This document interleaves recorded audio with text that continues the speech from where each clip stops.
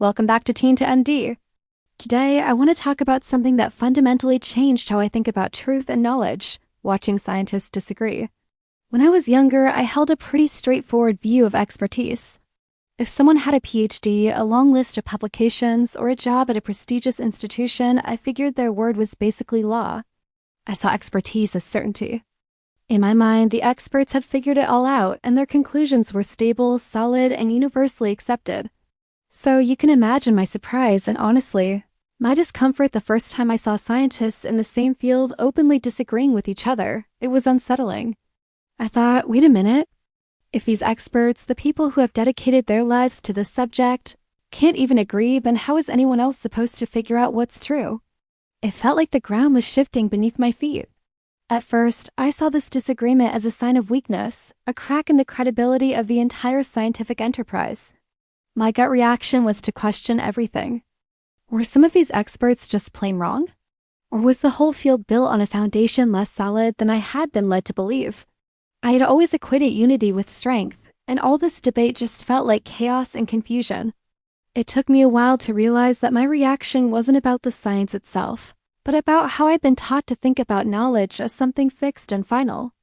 But then, as I paid closer attention, I started to notice something crucial. This wasn't a random, chaotic argument. The scientists weren't just shouting their opinions at each other. There was a structure to their debate. They were citing specific data sets, they were pointing out potential flaws in methodology, they were questioning underlying assumptions, and they were working to refine the very definitions of the terms they were using. Their disagreement followed a set of rules. It was structured, it was rigorous, and it was entirely based on evidence. It wasn't chaos at all. It was a deep, collective analysis and action. Watching these conversations completely shifted my understanding of what truth is, especially in science. I began to see that scientific truth is rarely a single booming voice declaring absolute certainty from a mountaintop. Instead, it's a process of convergence. It's like a path being formed through a dense forest. Multiple competing ideas are put forward, and then they are rigorously tested against evidence.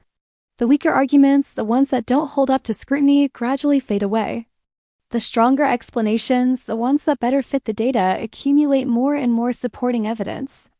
Over time, a consensus begins to form, not because everyone suddenly decides to agree for the sake of harmony, but because the weight of the evidence leaves fewer and fewer possibilities on the table. This process also taught me an invaluable lesson. Confidence is not the same as accuracy. In these debates, I noticed some scientists spoke with incredible boldness and certainty, making sweeping claims. Others were much more cautious. They spoke carefully, meticulously highlighting the uncertainties in the data and the limitations of their studies. Initially, the bold, confident speakers seemed more persuasive. Their certainty was compelling. But the more I listened, the more I started to value precision over volume. I realized that the careful, nuanced language often reflected a much deeper and more honest engagement with the evidence. The loudest voice in the room isn't always the right one. I also learned that scientific disagreement often reveals what truly matters in a field.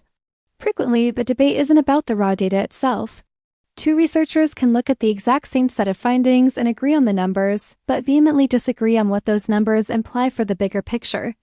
Watching this play out showed me just how much critical reasoning happens in that space between collecting evidence and drawing a conclusion. Truth isn't just about accumulating a pile of facts. It's about the rigorous, logical process of interpreting what those facts mean. As my perspective shifted, uncertainty became a lot less threatening to me. I used to see a scientist saying, "We don't know" as a failure. Now I see it as a hallmark of intellectual honesty. When scientists openly and transparently acknowledge what they don't yet understand, it actually builds my trust in them. Pretending to have certainty where none exists isn't just unhelpful, it's actively misleading. Disagreement and uncertainty highlight the frontiers of our knowledge. They show us exactly where the most exciting and important questions remain open for investigation. This entire experience has profoundly changed how I evaluate claims and information even far outside the world of science.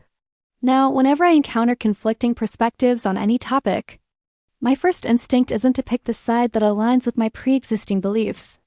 Instead, I try to look for the quality of the evidence being presented. I pay close attention to the reasoning, the methodology, and whether the person is acknowledging the limitations of their own argument. Disagreement no longer makes me automatically question someone's credibility. In fact, sometimes it signals the opposite, that serious critical thinking is taking place. Now, if I see a complex issue where everyone seems to agree a little too quickly and a little too easily, I actually become more cautious. A lack of debate can be a red flag. It can indicate a shallow evaluation of the evidence, or worse, that dissenting voices are being silenced. Constructive disagreement is like a stress test for ideas.